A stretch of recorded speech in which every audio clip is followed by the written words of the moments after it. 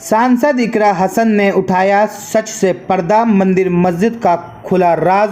सपा सांसद इकरा हसन ने लोगों का दिल जीता। समाजवादी पार्टी के प्रतिनिधिमंडल ने सोमवार को संभल का दौरा किया। इस दौरान प्रतिनिधिमंडल ने 24 नवंबर को संभल में हुई घटना में मारे गए लोग के परिजनों को 5-5 लाख रुपए का चेक सौंपा। यह प्रतिनिधिमंडल विधानसभा में नेता प्रतिपक्ष माता प्रताप पांडे के नेतृत्व में गया। वहीं पीड़ित परिवारों से मुलाकात के बाद सपा सांसद इकरा हसन ने बड़ा बयान दिया है। वहीं सपा सांसद इकरा हसन ने कहा कि देखिए, ये पार्टी की तरफ से एक छोटी सी मदद है। हम सभी को संविधान का पालन करना होगा। पीड़ित परिवार से मुलाकात की, वहीं देश में कानून का पालन करना होगा। शाही जामा मस्जिद की जगह हरियर मंदिर होने के दावे पर उन्होंने कहा कि 1947 में जो वहां था वही रहना चाहिए। सभा प्रतिनिधिमंडल में माता प्रसाद पांडे के अलावा विधान परिषद नेता प्रतिपक्ष लाल बिहारी यादव भी मौजूद रहे। उन्होंने संभल हिंसा के पीड़ित परिवारों से मुलाकात की। इस दौरान सांसद इकरा हसन और जियाउर रहमान बर्क के साथ में मौजूद रहे।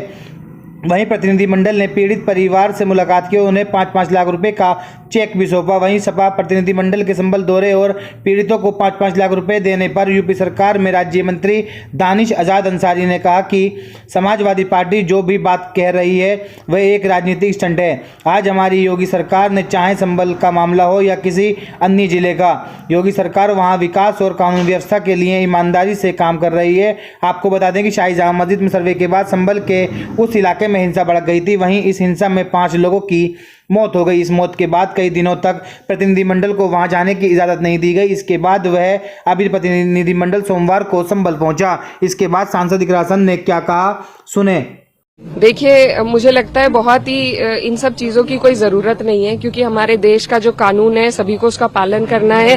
प्लेसेस ऑफ वर्शिप एक्ट है, इसीलिए लाया गया था कि जो राजशाही शासन है उस दौरान जो हुआ, व्यवस्थाएं बदल जाती थी। जो भी राजा बनता था वो अपने हिसाब से व्यवस्था बदल देता था। लेकिन अब हम एक रिपब्लिक है, अब हम एक लोकतंत्र हैं। अब यहाँ पर किसी का राज नहीं है, किसी की तानाशाही नहीं है। तो अब जो नियम कानून किताब में लिखे गए हैं उसी हिसाब से सबको चलना पड़ेगा, संविधान के हिसाब से। और संविधान में प्लेसेस ऑफ वर्शिप एक्ट है, तो जो चीज जहां पर 47 में थी, जो भी गिरजाघर, जो भी मंदिर मस्जिद था, वो उसी हालात में रहना चाहिए। जो यूपी सरकार के एक मंत्री हैं, वो जो मौजूदा सांसद हैं संभल के, उनके लिए कह रहे हैं कि अगर वो नहीं संभले तो आजम खान जैसा हाल होगा।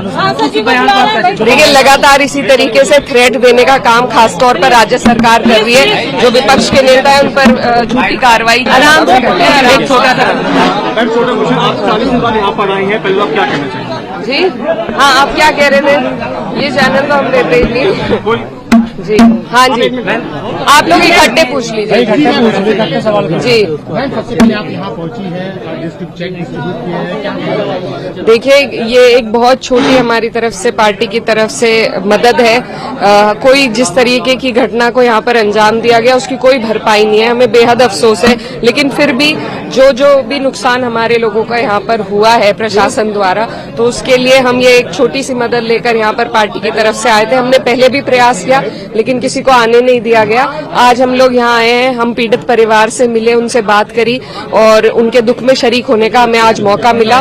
और जो यहाँ पर हुआ है ये हमारे लोकतंत्र पे एक काला धब्बा है। पीड़ित परिवार की तरफ से आपको क्या बताया गया, क्या कहा गया, किस तरह से हुआ? देखिए, वो अपना दुख जाहिर कर रहे थे। जिस तरीके से उनके साथ यहाँ पर कोई उनके लोगों का लेना देना नहीं था। अभी नसीम जी है, उनकी माता जी, नसीम जी जिनकी हत्या हुई है, उनकी माता जी मुझे बता रही थी कि कोई उनका लेना देना नहीं था। वो अपने समोसे की उनकी दुकान थी, वहां पर गए हुए थे और अगली खबर उन्हें यही मिली कि उनकी गोली मारकर हत्या कर दी गई। तो इस तरीके से देखिए, जाना सभी को है, लेकिन जब देश की व्यवस्था और जिन लोगों पर हमारी सुरक्षा की जिम्मेदारी है, जब उनके हाथों से ऐसी कोई चीज होती है तो दिल बहुत दुखता है। मस्जिद के सामने जो जमीन थी उसके ऊपर पुलिस चौकी बनाई जा रही है। जी बिल्कुल, ASI का जो नियम है, उसकी जो चिन्हित प्रॉपर्टी है, उसके इर्द गिर्द 100 मीटर तक कोई कंस्ट्रक्शन नहीं हो सकता है। उसके बावजूद इस तरीके से वहां पर चौकी बनाई जा रही है। इस पर रोक लगनी चाहिए। और यहाँ का जो प्रशासन है उसने अपना भरोसा इतना खो दिया है इस घटना को अंजाम देकर,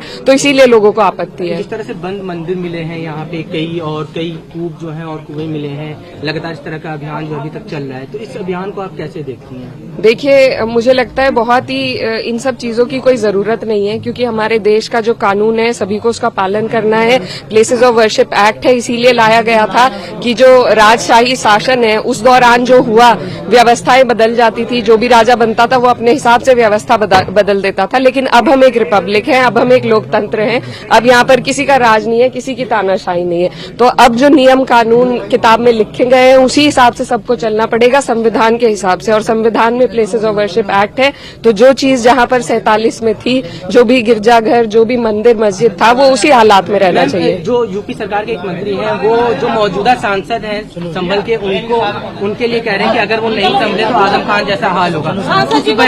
देखिए, लगातार इसी तरीके से थ्रेट देने का काम खासतौर पर राज्य सरकार कर रही है। जो विपक्ष के नेता है उन पर झूठी कार्रवाई की जा रही है, तो ये इनकी नीति रही है।